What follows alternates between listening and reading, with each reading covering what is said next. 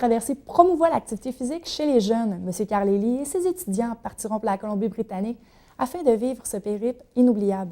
J'ai rencontré M. Elie afin d'en savoir un peu plus sur le projet. On peut écouter l'entrevue.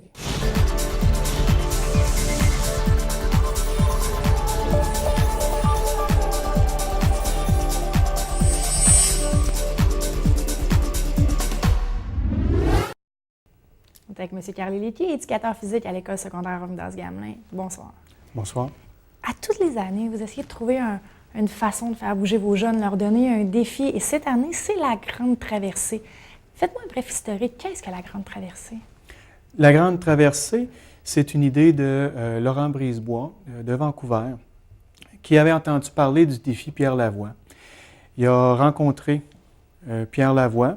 Il a parti le programme des Cubes Énergie au primaire et il a essayé de partir quelque chose au secondaire. Discutant avec Pierre Lavoie, l'idée est lancée, pourquoi tu ne viens pas faire un tour chez nous? Et à partir de ce moment-là, le relais, l'idée de faire un relais pan-canadien avec des élèves du secondaire, venir rejoindre Pierre Lavoie à Québec pour la Grande Traversée, ça l'a parti de là. La première année a eu lieu l'année passée, en 2013, et cette année, c'est la deuxième édition. Deuxième édition, c'est ça. Juste pour être certaine que j'ai bien compris, on parle de relais pan-canadien. Les étudiants n'ont pas à traverser le Canada au complet en vélo. Non, le relais se fait par province. Les écoles s'inscrivent. Une fois que ton école est choisie pour faire le relais, tu traverses ta province et après cela, les élèves d'une autre province prennent le relais et continuent. Alors pour nous, je veux dire, nous, on va aller faire une partie de la Colombie-Britannique et lorsqu'on va être rendu à la frontière de l'Alberta, c'est des élèves de l'Alberta qui vont traverser leur province et ainsi de suite jusqu'à Québec. Vous avez eu quelques petites complications, justement. J'entends déjà les téléspectateurs se dire on traverse notre province, mais on n'est pas en Colombie-Britannique. Pourquoi, justement, vous allez aller? Au début, lorsqu'on s'est inscrit, les dates n'étaient pas définies. Okay? Alors, notre école a été choisie pour faire la Grande Traversée et on nous donne les dates. Le Québec et notre traversée de la province était du 9 au 13 juin. Grosse bémol, ça arrive avec les examens du ministère de l'Éducation. Alors, discute avec l'organisateur, Laurent Brisebois à Vancouver. Je lui explique la problématique. Il me dit, est-ce que tes jeunes veulent? J'ai dit, c'est certain que mes jeunes veulent.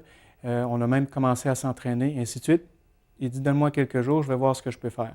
Quelques jours après, il me donne un coup de téléphone, il dit, pas de problème, je vous amène en Colombie-Britannique. Pendant des dates, qui est cette année du 13 au 16 mai, qui ne vont pas toucher les élèves pour leur examen. Et le tout à leurs frais. Alors là, ça a été une joie merveilleuse. Vos étudiants, justement, ont dit être vraiment contents de pouvoir continuer le projet. Oui, c'est certain. On était déjà contents d'être choisis pour faire ce défi-là. Maintenant, on s'en va dans l'Ouest canadien, où est-ce qu'on sait très bien la beauté des paysages et ainsi de suite. Combien d'étudiants participent à la Grande Traversée avec vous? Initialement, on était supposé en avoir 5. J'en ai inscrit 10 et ils ont tous été choisis. Quand même une très bonne nouvelle. Êtes-vous satisfait?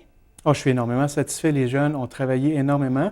On s'entraîne à plusieurs heures semaine, là, depuis le mois de décembre, entre 5 et 8 heures minimum d'entraînement semaine pour augmenter l'endurance cardiovasculaire des élèves pour qu'on soit capable de faire le défi parce que chaque élève va avoir à parcourir une distance entre 75 et 110, 120 km par jour pendant 3-4 jours. C'est quand même quelque chose. Moi, vous me dites un entraînement pour augmenter le cardio. Typiquement, là, une semaine d'entraînement pour vos étudiants, ça ressemblait à quoi? À l'hiver, okay, on parlait de lundi, 1h, 1h30 de vélo stationnaire. Mardi, 30 minutes de jogging. Mercredi, une autre heure et demie de vélo stationnement. Le mercredi, c'était repos. Jeudi, la même chose, vélo stationnaire, 1h, 1h30. Le vendredi, 30 minutes de conditionnement physique. Samedi, repos et dimanche, à l'intérieur, on partait au début des entraînements à 1 heure et les dimanches, on a augmenté jusqu'à 3 heures de vélo stationnaire à l'intérieur. Là, lorsque la belle température est arrivée, on sort les vélos, on avait hâte, sort les vélos et commence à parcourir les distances réelles, des 40 km, 50 km lundi, jeudi et la fin de semaine, on fait des distances plus longues. Exemple, dimanche passé, on a fait un 65 km. En fin de semaine, on s'enligne pour essayer d'expérimenter près d'un 100 km. C'est quand même pas rien. Et surtout les étudiants, c'est des étudiants de secondaire 4 Secondaire et 5. 4 et 5, oui. Souvent, il y en a plusieurs qui vont travailler en plus de l'école, de l'étude.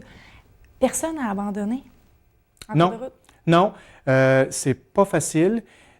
C'est certain qu'il a fallu qu'on s'encourage mutuellement et se donner une couple de petits coups de pied dans le derrière des fois. Ça ne nous tente pas toujours. Moi, honnêtement, là, il y a plusieurs entraînements qu'une chance que les élèves étaient là parce que ça ne m'aurait pas tenté d'aller.